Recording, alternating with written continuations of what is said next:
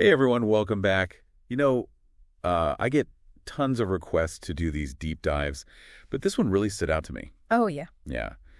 A lot of you are really curious about dividend stocks and how they Yeah. do when interest rates are going up. Makes sense. A lot of people are thinking about that right now. Exactly. And thankfully, one of our listeners sent us some excerpts from this paper Ah. called Dividend Stocks and Rising Interest Rates, a historical analysis. Peachy. I know, right? Oh, So today we're going to really dig into this. awesome. Not just scratch the surface. Yeah. We're going deep Love it. and figure out what it all means for your portfolio. Should be interesting. Totally. So to kick things off, let's just address the elephant in the room. Okay.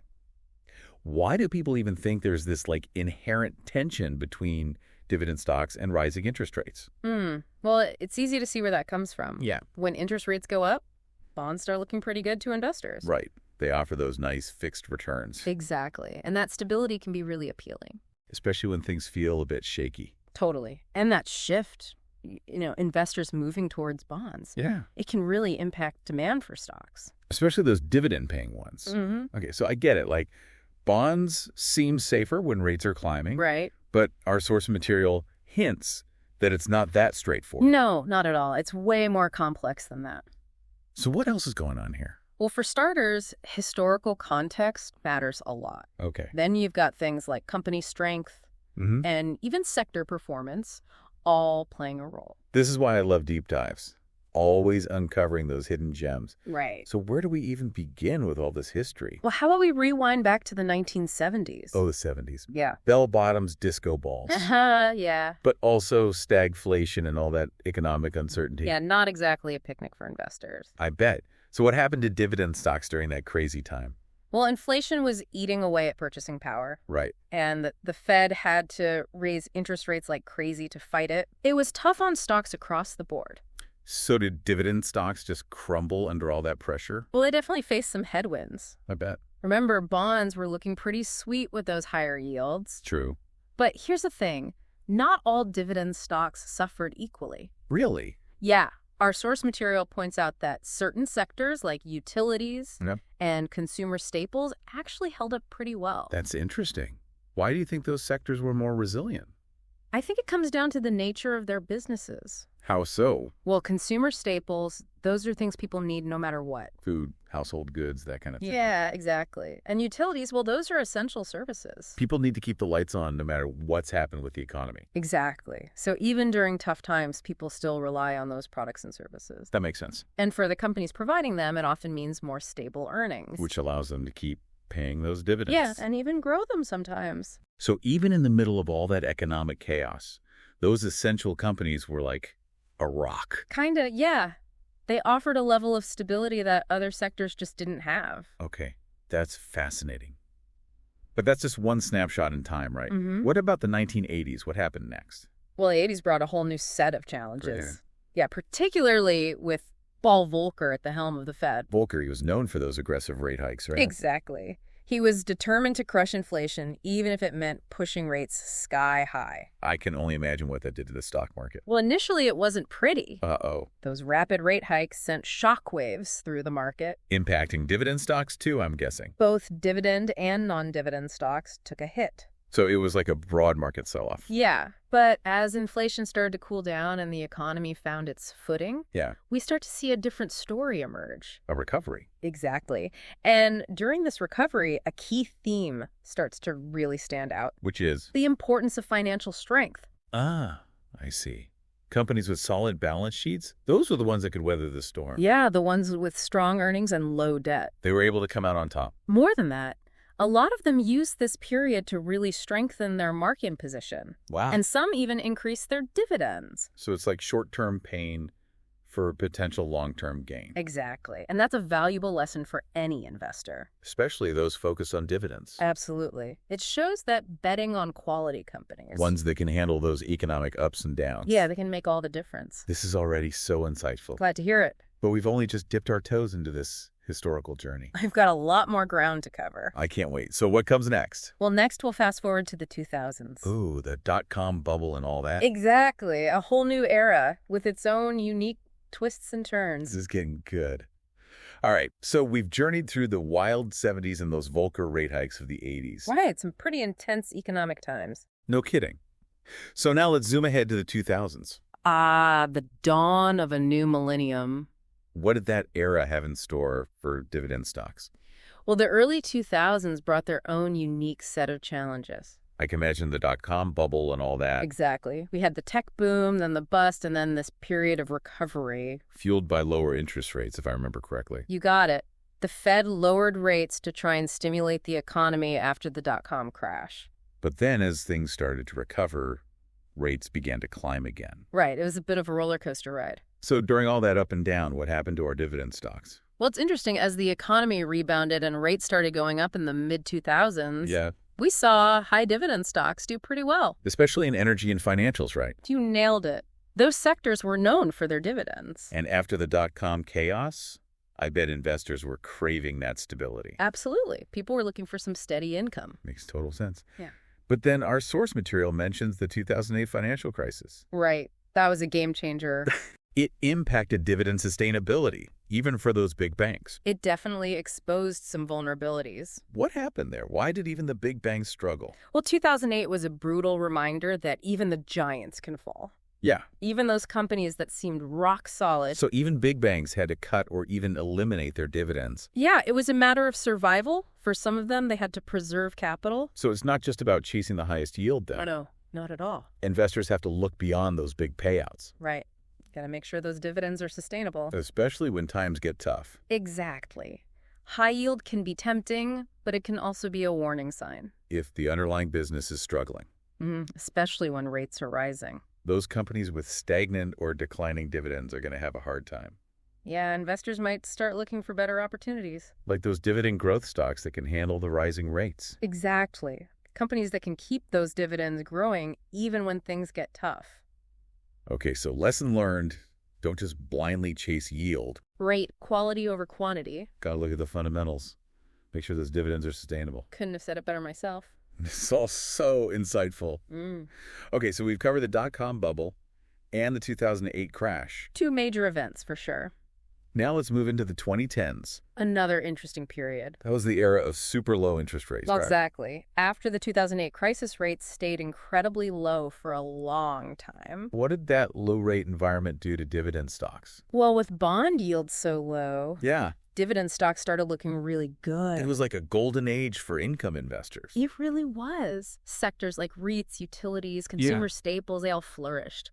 But then the Fed started raising rates again between Well, 2015 and 2018. Right. Did that kill the party for dividend stocks? It definitely caused some volatility. Especially for those high-yield stocks in rate-sensitive sectors like REITs and utilities. Yeah, those sectors felt the pressure. But what about dividend growth stocks? That's the key takeaway here.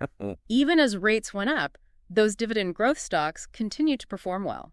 So the companies that could consistently increase their dividends, they were the winners. Exactly.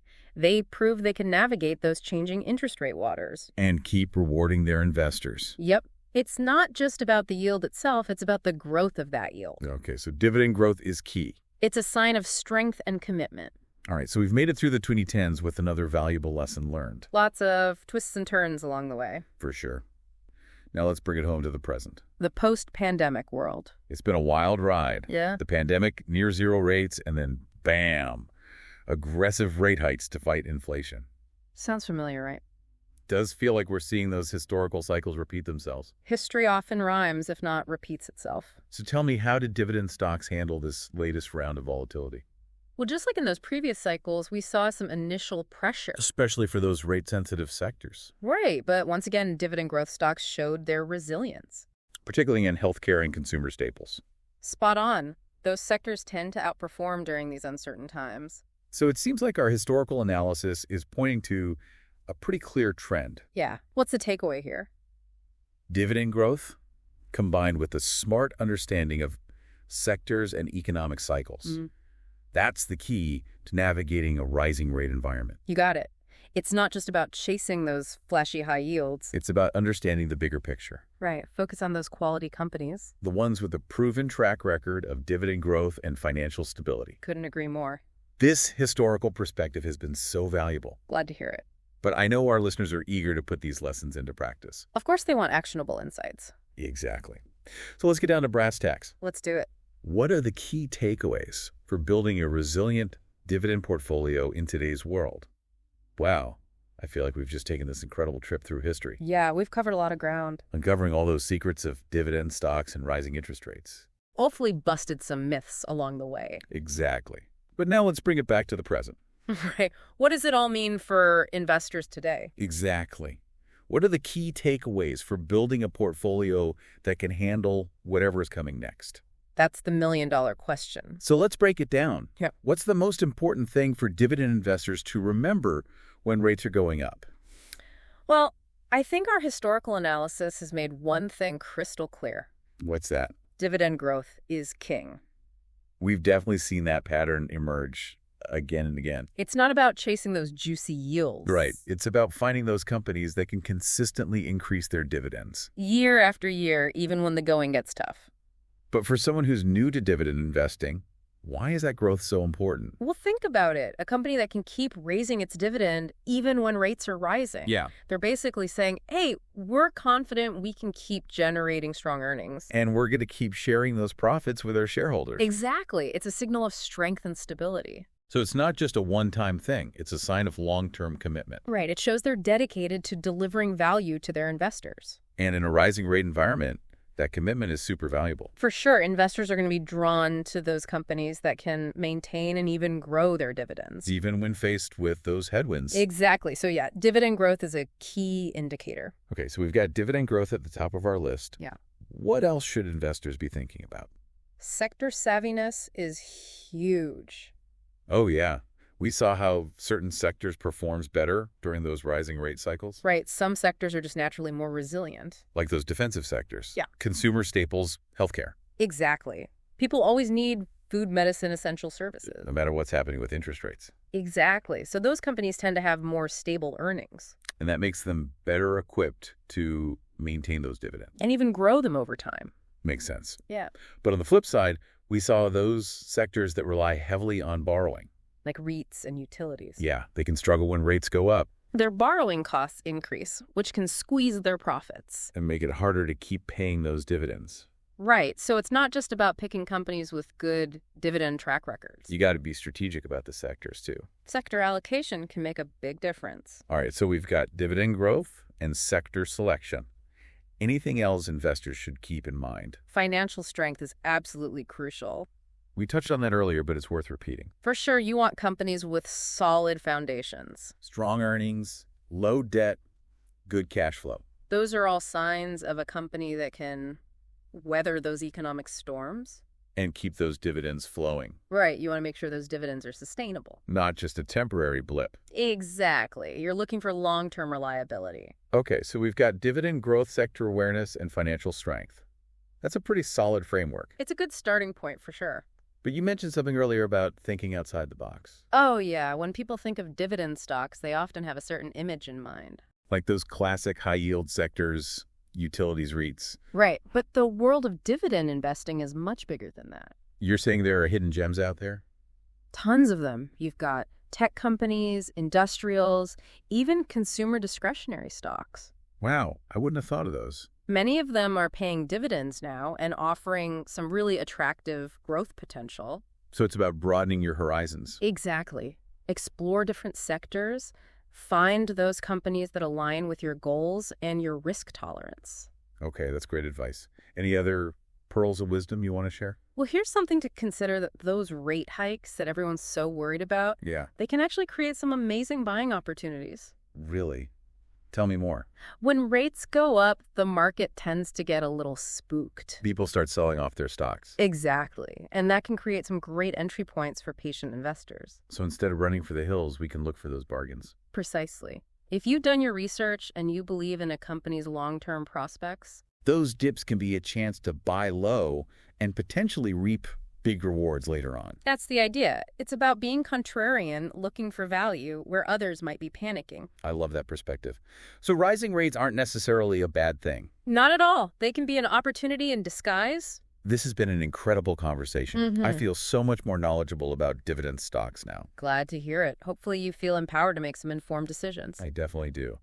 Any final thoughts for our listeners? Just remember, rising rates don't automatically mean game over for dividend stocks. Right. It's all about being informed and selective. Focus on those high-quality companies that can stand the test of time. Exactly.